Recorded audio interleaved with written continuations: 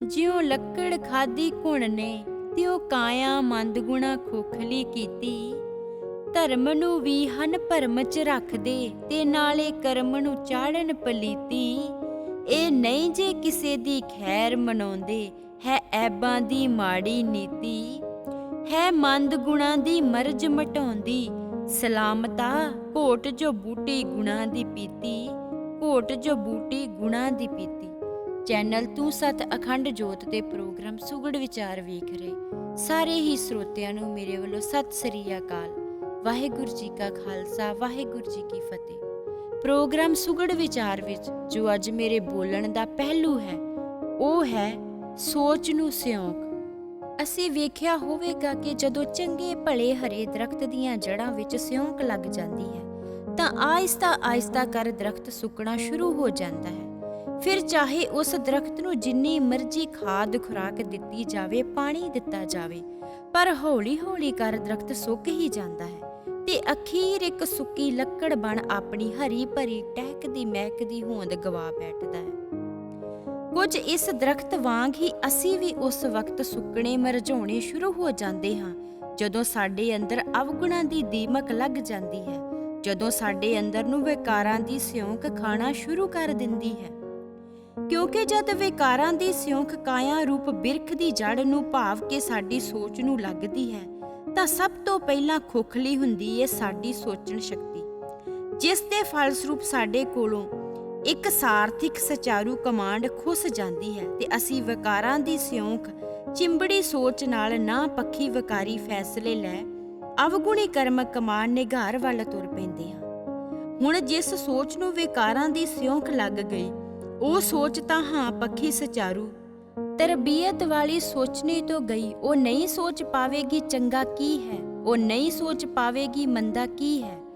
ਅੱਜ ਜਿਸ ਦੌਰ ਤੋਂ ਸਾਡਾ ਸਮਾਜ ਗੁਜ਼ਰ ਰਿਹਾ ਹੈ, ਇਸ ਦੌਰ 'ਚ ਅਸੀਂ ਸਭ ਆਪਣੀਆਂ ਅੱਖਾਂ ਨਾਲ ਵੇਖਦੇ ਹਾਂ ਕਿ ਜਿਸ ਕਿਸੇ ਸੋਚ ਨੂੰ ਭਾਵ ਕਿ ਜਿੰਨਾ ਵੀ ਇਨਸਾਨਾਂ ਨੂੰ ਨਸ਼ੇ ਵਿਸ਼ੇ ਨਾਮੀ ਵਿਕਾਰਾਂ ਦੀ ਅਵਗੁਣਾਂ ਦੀ ਸਿਉਂਕ ਲੱਗੀ ਹੁੰਦੀ ਹੈ ਉਹ ਕਿਸ ਪ੍ਰਕਾਰ ਆਪਣੀ ਜ਼ਿੰਦਗੀ ਨਸ਼ਰ ਕਰਦੇ ਹਨ।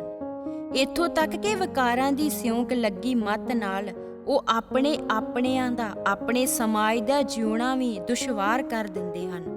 ਜੇ ਵੇਖਿਆ ਜਾਵੇ ਤਾਂ ਜਦੋਂ ਇੱਕ ਇਨਸਾਨ ਦੀ ਸੋਚ ਨੂੰ ਦੀਮਕ ਲੱਗਦੀ ਹੈ ਤਾਂ ਇਨਸਾਨ ਦੇ ਨਾਲ ਨਾਲ ਸੁੱਕਣਾ ਮਰਝਾਉਣਾ ਉਸ ਦਾ ਆਲਾ ਦੁਆਲਾ, ਉਸ ਦੇ ਆਪਣੇ, ਉਸ ਦਾ ਸਮਾਜ ਵੀ ਸ਼ੁਰੂ ਹੁੰਦਾ ਹੈ। ਕਿਉਂਕਿ ਆਖਰ ਵਿਚਰਦਾ ਤਾਂ ਇਨਸਾਨ ਆਪਣੇ ਆਲੇ ਦੁਆਲੇ 'ਚ ਆਪਣੇ ਸਮਾਜ ਵਿੱਚ ਹੀ ਹੈ।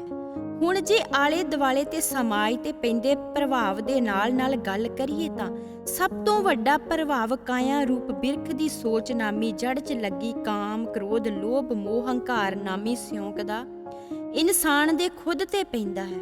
ਕਿਉਂਕਿ ਜਦ ਸੋਚ ਨਾਮੀ ਜੜ ਨੂੰ ਵਿਕਾਰਾਂ ਦੀ ਸਿਉਂਕ ਨੇ ਖੋਖਲਾ ਕੀਤਾ ਤਾਂ ਖੋਖਲਾ ਸਾਡਾ ਜੀਵਨ ਹੋਇਆ। ਜੇ ਕਦੇ ਗੌਰ ਨਾਲ ਸੋਚੀਏ ਤਾਂ ਸਾਡਾ ਜੀਵਨ ਕੀ ਹੈ, ਸਾਡੇ ਜੀਵਨ ਨੂੰ ਬਾਕੀ ਦੀਆਂ ਕੁੱਲ ਜਾਤੀਆਂ ਪ੍ਰਜਾਤੀਆਂ ਨਾਲੋਂ ਅਹਿਮ ਕਿਉਂ ਕਿਹਾ ਜਾਂਦਾ ਹੈ?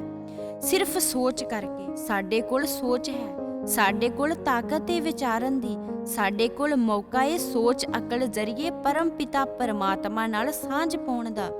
ਗੁਰੂ ਗੁਰਬਾਣੀ ਫਰਮਾਨ ਹੈ ਸਤ ਪੁਰਖ ਪੂਰਨ ਬਵੇਕ। ਤੇ ਫਿਰ ਜੇ ਸਾਡੀ ਸੋਚ ਨੂੰ ਸਾਡੀ ਅਕਲ ਨੂੰ ਹੀ ਵਿਕਾਰਾਂ ਦੀ ਸਿਉਂਕ ਲੱਗ ਗਈ ਤਾਂ ਅਸੀਂ ਕਿਵੇਂ ਪੂਰਨ ਵਿਵੇਕ ਦੇ ਸੋਮੇ ਨਾਲ ਸਾਂਝ ਪਾਵਾਂਗੇ? ਜੇ ਅਸੀਂ ਸੋਚ ਕਰਕੇ ਝੂਠ ਫਰੇਬ ਠੱਗੀ ਠੋਰੀ ਬੇਹੱਕੀ ਈਰਖਾ ਵੈਰ ਵਿਰੋਧਤਾ ਦੇ ਗ੍ਰਸਤ ਹੋ ਗਏ ਤਾਂ ਅਸੀਂ ਕਿਵੇਂ ਉਸਾਰੂ ਤੇ ਨੇਕ ਕਰਮ ਕਮਾਵਾਂਗੇ? ਜਦ ਅਵਗੁਣਾਂ ਦੀ ਸਿਉਂਕ ਲੱਗੀ ਸਾਡੀ ਸੋਚ 'ਚ ਚੱਤੇ ਪੈਰ ਪਹਿਰਾ ਅਵਗੁਣਾਂ ਦਾ ਰਹੇਗਾ ਤਾਂ ਅਸੀਂ ਕਿਵੇਂ ਮੂਲ ਪੁਰਖ ਸਤਿਪੁਰਖ ਸਤਿ ਸ੍ਰੀ ਅਕਾਲ ਪੁਰਖ ਪਿਤਾ ਜੀ ਦਾ ਧਿਆਨ ਕਰਾਂਗੇ? ਜੇ ਸਾਡੀ ਸੋਚ ਮੰਦਗੁਣੀ ਸਿਉਂਕ ਦੇ ਗ੍ਰਸਤ ਹੈ ਤਾਂ ਅਸੀਂ ਕੋਈ ਅਜਿਹਾ ਕਰਮ ਕੋਈ ਅਜਿਹਾ ਧਿਆਨ ਕਰ ਹੀ ਨਹੀਂ ਸਕਦੇ ਜਿਹੜਾ ਸਾਨੂੰ ਪਰਮਾਤਮਾ ਤੱਕ ਲੈ ਜਾਵੇ। ਤੇ ਜੇ ਅਸੀਂ ਇਸ ਕਾਇਆ ਘਰ 'ਚ ਰਹਿੰਦੇ ਹਾਂ, ਇਸ ਵਾਰੀ ਇਸ ਮੌਕੇ 'ਚ ਸਾਡੀ ਸਾਂਝ ਪਰਮਾਤਮਾ ਨਾਲ ਨਹੀਂ ਪੈਂਦੀ ਤਾਂ ਬਰਬਾਦੀ ਸਾਡੀ ਏ। ਗੁਰੂ ਗੁਰਬਾਣੀ ਫਰਮਾਨ ਹੈ ਇਸ ਪੌੜੀ ਤੇ ਜੋ ਨਰ ਚੁੱਕੈ ਸੋ ਆਏ ਜਾਏ ਦੁੱਖ ਪਾਏਂਦਾ। ਕਿਉਂਕਿ ਨਿੱਜ ਘਰ ਵਾਪਸੀ ਦਾ ਜੀਵਨ ਮਕਸਦ ਨੂੰ ਪੂਰਾ ਕਰਨ ਦਾ ਪਰਮ ਪਿਤਾ ਪਰਮਾਤਮਾ ਨਾਲ ਸਾਂਝ ਪਾਉਣ ਦਾ ਹਰ ਕਾਰਜ ਹੋਣਾ ਤਾਂ ਇਸ ਕਾਇਆ ਘਰ 'ਚ ਰਹਿ ਕੇ ਆ। ਜਰੀਆ ਤਾਂ ਸੋਚ ਹੈ, ਰਾਹ ਤਾਂ ਸੋਚ ਨੇ ਦੇਣਾ ਹੈ।